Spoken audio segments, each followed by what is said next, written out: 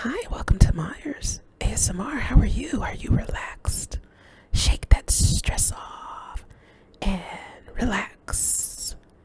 Hey, live the dream that you prefer. It is completely in your hands. Live the dream that you prefer. It is completely in your hands. Well, these snacks from Whole Foods are completely in my hands.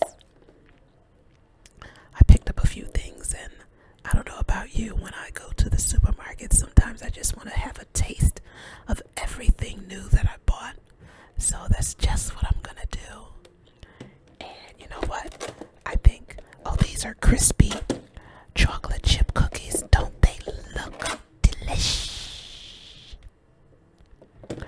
These are called organic Tom Cord grapes, probably a cross with Concord grapes.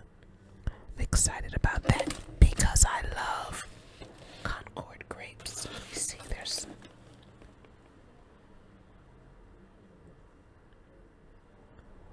he put a little note on here. So cute.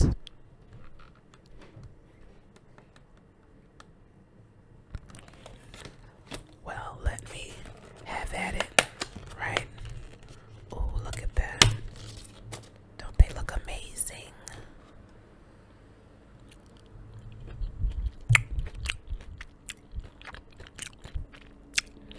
These are those grapes that are crossed with Concord grapes. Love these. We had a fence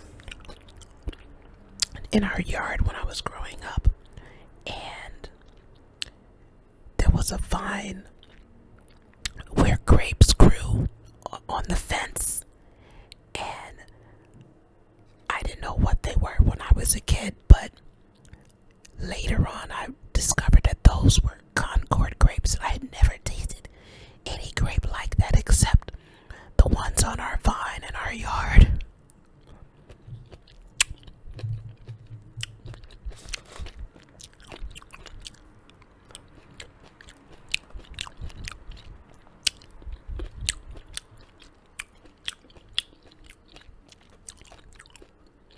These are fantastic. They were like $5. There's a lot in here. Let me see, this is a pound. A pound of grapes. It's pretty heavy.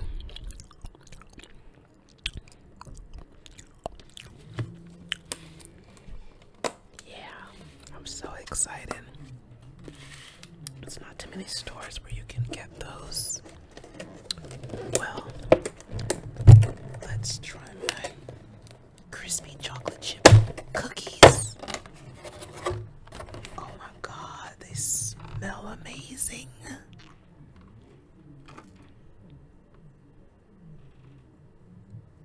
Hopefully, I can smell the butter. Hopefully they taste as good as they look and smell. I think they will.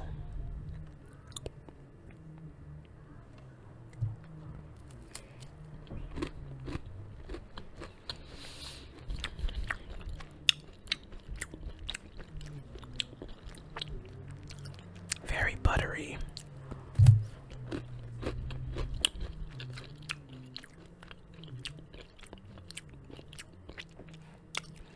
These are so good.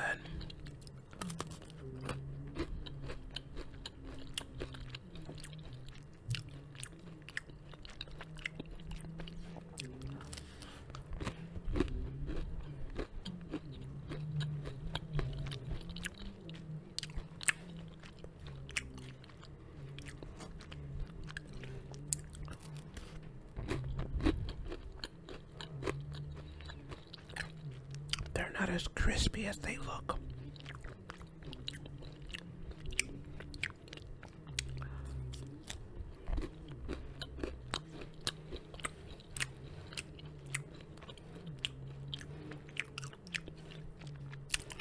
But the taste is amazing.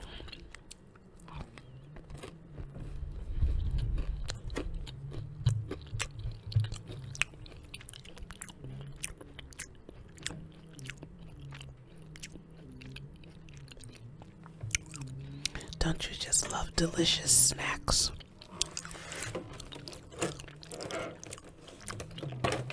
Now, on to a taste of these chips.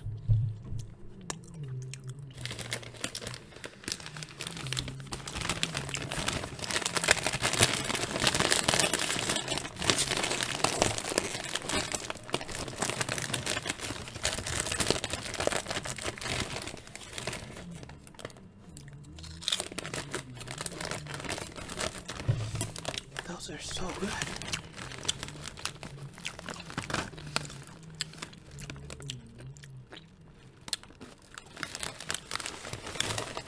Don't you just love chips?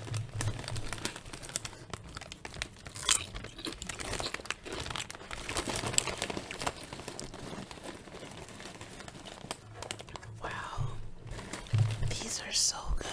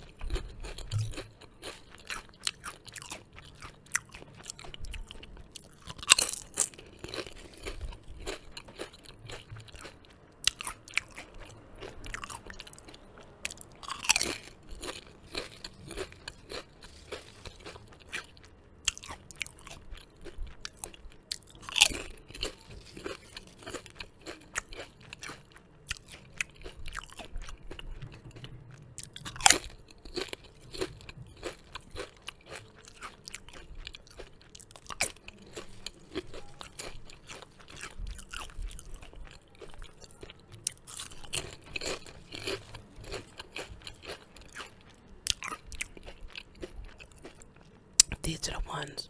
That big old bag was only $2.50.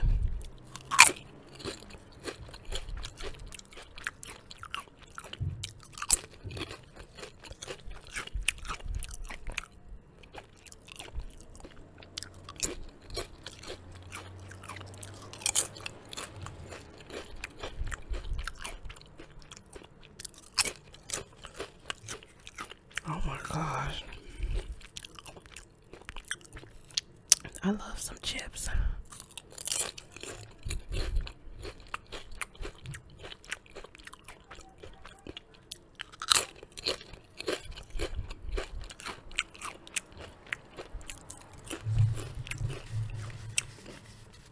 I need some more.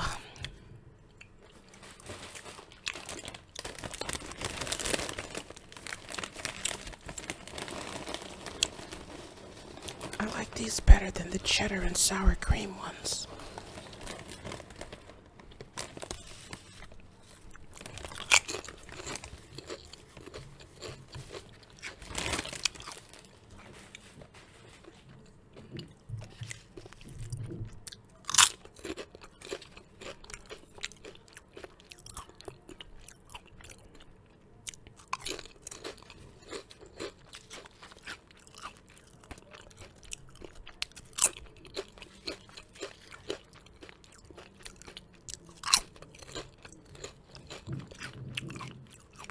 They're not too salty.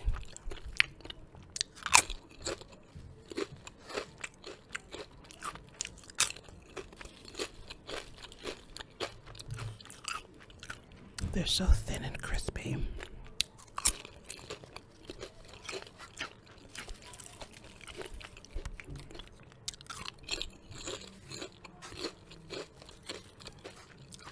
I'm really amazed at how they're perfectly salted.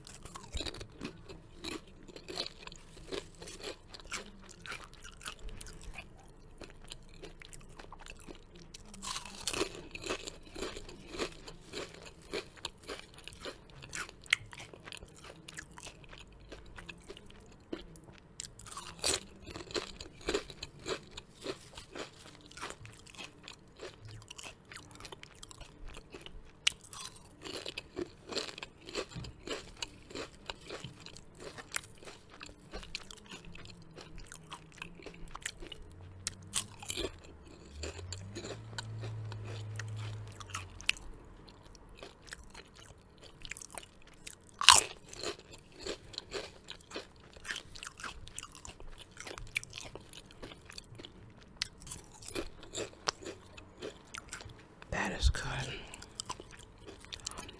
I'm gonna stop here.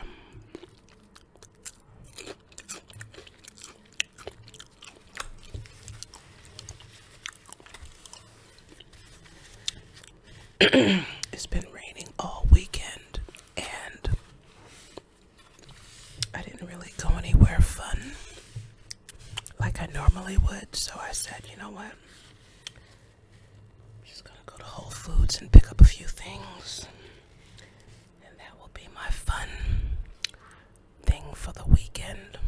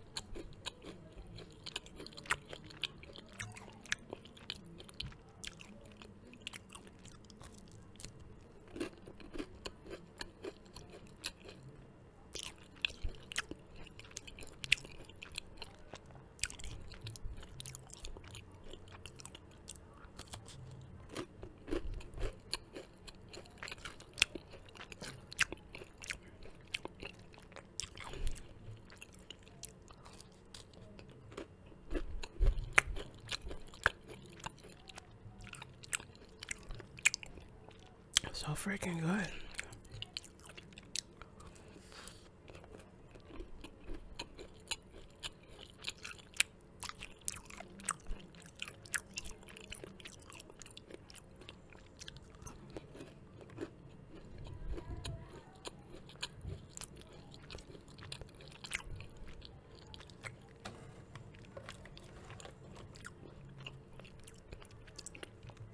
I don't know why they're not as crispy as they look.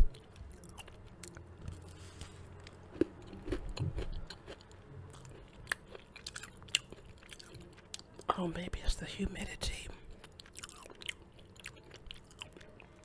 I think that's what it is.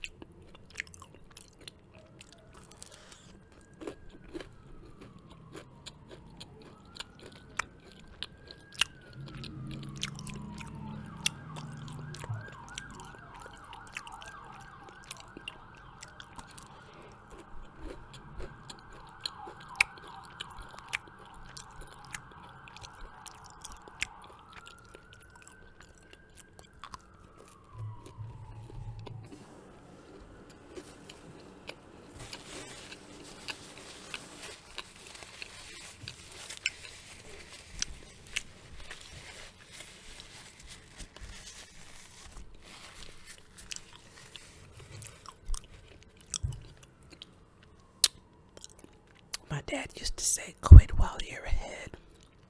So I'm gonna stop right there with my snacks. I think I've had plenty.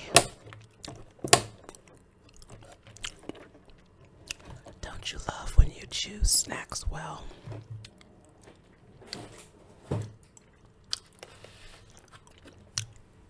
That's probably why I went into Whole Foods, because I knew I'd find some quality things.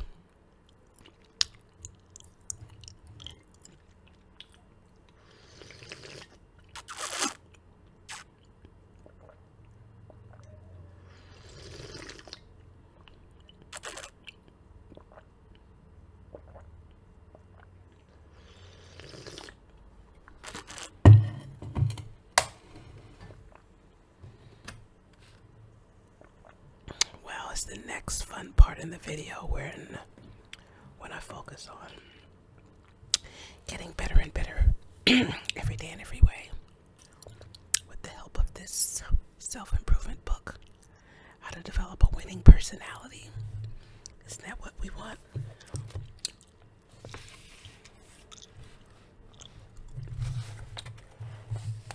So this chapter is called Rejected? Blame yourself.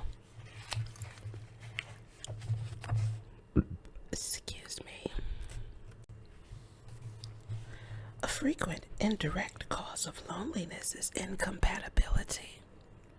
Take the case of Walter Taylor, mechanical engineer and husband of Miriam Taylor. He has been married to Miriam for 15 years. He goes to work every weekday and comes home to Miriam every evening. He spends weekends with Miriam as he should, for she is his wife. It is plain to see that except for about 40 hours a week, he spends all of his time with his wife. When he is at work or at lunch, he is not lonely. He has made friends at his office with men and women with whom he can talk and laugh and plan. He enjoys his work, and when he is not commuting with his colleagues, it absorbs him. For 8 hours a day, he is reasonably happy. But when the clock strikes 5, his spirits begin to droop, for he is going home to Miriam. A sense of great loneliness pervades his soul, and it lasts until he returns to the office the following morning. For he and Miriam are incompatible. She doesn't understand him at all. He can tell her only the most superficial things about his business life. That he has received a raise, that he is expected to work an extra hour tomorrow and will be home later than usual, that a fellow employee has become a father. Beyond the casual, bread and butter facts of life, Walter and Miriam find nothing to talk about. The silences last for hours, broken only by the drone of their television, which he watches with half a heart while his wife putters about her chores. Walter and his wife are not incompatible in the sense that there is strife between them. If there were strife, he might be unhappy but too busy fighting with her to be aware of loneliness. The incompatibility is the result of the fact that he is intelligent, idealistic, interested in world events, and a dreamer, while she is stolid, matter-of-fact, dull. They have little in common, and they have no children. But Miriam is a good woman and he is a good man. She is also a good wife, for she cooks his meals, mends his clothes, keeps his home orderly, and does not squander his earnings. For him to leave her because he is lonely with her would be cruel, indecent, and in the eyes of the world, completely unjustified. The unhappiness of his loneliness is due to no conscious act on her part. She doesn't even know he is lonely, for he hasn't it in him to be cruel enough to tell her. The world has millions of people who, for similar or for vastly different reasons, are living together with other people in loneliness. What are they to do short of casting out of their lives the people with whom they are lonely? How can they go on bearing the pain of loneliness without bursting out of their skins with the frustration of it? These are husbands and wives, brothers and sisters, parents and children. They are bound by ties of blood and law and the conventions, and separated by gulfs of misunderstanding of one another. What are they to do? Well, loneliness is the only emotion that cannot be shared. Does this constitute a contradiction? If sharing negates loneliness, how can people who are sharing their lives be lonely? Actually, they can't be truly and completely lonely Sometimes loneliness and self-pity become confused in the minds of men. Walter thinks he is lonely, and in a goodly measure he is lonely because his wife does not meet him mentally. Instead of dwelling on the dull but vital things they have in common, he closes his mind to everything except what he is missing in a wife. Having taken this attitude, he is in no state to take any steps that might serve to increase the area of compatibility. All he can do is sigh and be sorry for himself because he feels lonely. Now, the fact that sharing is a negation of loneliness does not mean that a little sharing will cure a big loneliness. That is why we must, in justice to Walter, admit the likelihood that his loneliness is not entirely self-pity any more than his self-pity is entirely loneliness. The crucial point is that where there is a foundation of sharing, no matter how limited, there is to that extent an absence of genuine loneliness and a possibility of building constructively on that foundation. An interesting bit of proof that this is so in the case of Walter and Miriam came out one winter when she was ill and had to go to the country for a week to recuperate. Walter missed her. He didn't miss her desperately, but he missed her. If Walter missed Miriam when she was away from him, he must have been more lonely without her than with her. Ergo, though, he might have been less lonely living with someone else, he would have been more lonely living alone. This almost mathematical solution to this equation is this: rather than being the cause of his loneliness, Miriam was actually to some extent contributing to the lessening of his loneliness. Had Walter the wisdom and the insight to see this as the true picture of his life with Miriam, he might have gone on from there to the task of making it possible for her to do more and more each day to lighten his burden of loneliness. Well, isn't that interesting? That's something that we can take a moment and think about.